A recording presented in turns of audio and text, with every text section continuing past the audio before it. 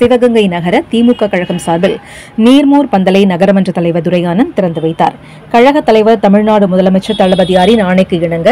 மாவட்ட கழக செயலாளர் மாண்புமிகு அமைச்சர் KR பெரியகருப்பன் ஆலோசனையின்படி கொளுத்தும் கோடை வெயிலுக்கு நகர திமுக சார்பில் சிவகங்கை நகர் அம்பேத்கர் சிலை அருகில் நீர்மோர் பழச்சாறு பந்தல் திறப்பு விழாவை நகரமன்ற தலைவர் CM துரையானந்த் தலைமையேற்று திறந்து வைத்தார். இந்நிகழ்ச்சியில் அயலக அணி மாவட்ட தலைவர் கேப்டன் சரவணன்,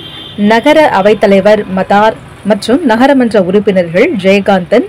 வீனஸ் ராமநாதன், ராமதாஸ், விஜயகுமார், சரவணன், மதியழகன், கீதா கார்த்திகேயன், சுக்ரா சரவணன், சேகர் காட்டுராஜா ஆறுமுகம்,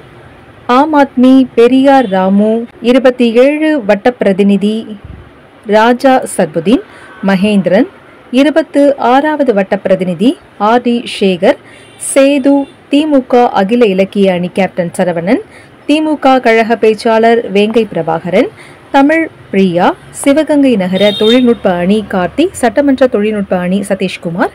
இளைஞர் அணி பிரபாகரன், இலக்கிய அணி ரமேஷ், நகர கழக நிர்வாகிகள், வட்ட செயலாளர்கள், பிரதிநிதிகள், அனைத்து அணிகளின் அமைப்பாளர்கள் ஆகியோர் கலந்து கொண்டு சிறப்பித்தனர்.